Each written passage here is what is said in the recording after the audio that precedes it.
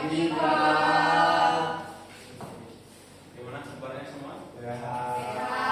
Bapak. Karena sehat semua, pertama-tama mari kita berdoa terlebih dahulu. Silakan kalian Baik, Pak. baik untuk doa akan Bapak Presiden ya. Untuk itu berdoa sesuai dengan agama dan kepercayaan masing-masing. Berdoa mulai.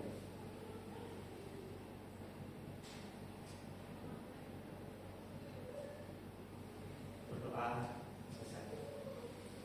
Silakan duduk. Ya, Pak. Kita mulai. Apakah kalian sudah siap untuk menerima pengajaran hari ini? Siap. Hari ini kita akan belajar tentang sesuatu hal yang penting untuk kalian ketahui di hidup kalian. Jadi tujuan kita belajar hari ini itu untuk mengetahui tahap-tahap hidup kita atau kalian nantinya.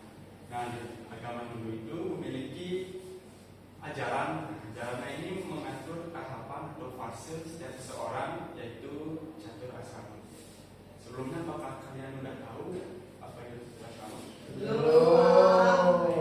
Belum tahu ya. Jadi catur asrama itu adalah 4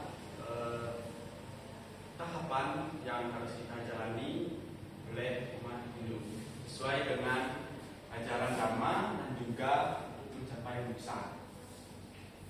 Jadi apakah sudah diketahui semuanya? Belum. Coba kalian ulang apa yang Pak sebutkan tadi. Catur asrama adalah 4 tahapan kehidupan seseorang, Pak. Yang lain coba. Mungkin sama. Sama. Oke. Jadi benar itu memiliki 4 tahapan. Itu yang pertama ada Brahmacari asrama. Jadi tahap pertama yaitu Brahmacari asrama, yaitu tahap atau fase kita untuk menuntut ilmu. Jadi kenapa kita harus menuntut ilmu? Karena ilmu adalah bekal kita nanti untuk kedepannya untuk menjalani kehidupan. Dari kalian mungkin ada yang tahu apa saja sih kewajiban dari Brahmacari asrama? Silakan. Belajar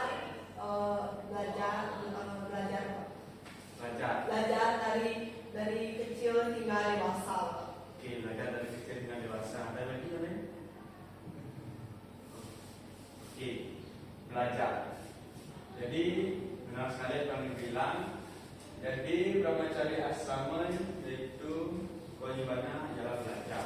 Selain belajar itu ada lagi yaitu menghormati guru kita. Selain itu ada lagi menghormati orang tua kita, orang tua di sekolah maupun orang tua kita di rumah. Jadi Brahmacari ini adalah masa-masanya kita untuk belajar, untuk misalnya ke depannya kita mencari kerja, kita lebih mudah mengerti bagaimana pekerjaan itu ataupun yang lainnya. Saya lanjut untuk tahapan yang kedua, yaitu Grahastra asrama.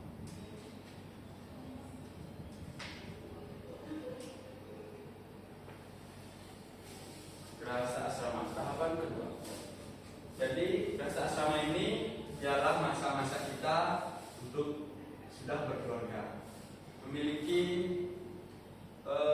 istri, anak, yaitu menikah. Itu adalah tahapan dari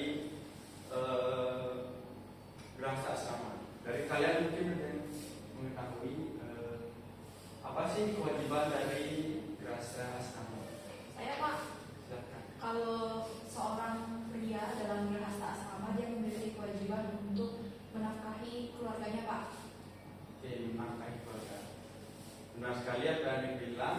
Jadi sebagai seorang pria itu memiliki kewajiban untuk menafkahi keluarganya, dalam artian dia itu bertanggung jawab untuk keluarganya. Mungkin saya bisa menambahkan. Oh, Ini sebagai kepala keluarga. Ya, silakan. Mungkin menjadi kepala keluarganya itu. Jadi tadi itu bisa menjadi kepala keluarganya. Jadi rasa asrama ini yaitu tahapan kita untuk mulai berkeluarga dan bertanggung jawab terhadap keluarga kita. Terus saya lanjut ke yang ketiga. Yang ketiga yaitu praste asrama. Pada praste asrama ini adalah tahapan atau fase di mana ketika seseorang sudah mulai mengasingkan dirinya atau meninggalkan kehidupan duniawinya mereka. Kewajiban dari wanaprasta ini yaitu mulai mengabdikan dirinya pada masyarakat dan juga berfokus kepada berdoa untuk Tuhan. Yang keempat yaitu biksuka asrama. Biksuka asrama ini adalah tahapan terakhir dari catur asrama, yaitu orang-orang dalam biksuka ini mulai membebaskan diri dari ikatan duniawinya mereka. Kewajiban dari biksuka atau biksuka asrama ini ialah mulai memfokuskan diri terhadap kebebasan rohani dan juga untuk mencapai moksa. Jadi itu ialah 4 tahap dari catur asrama ini.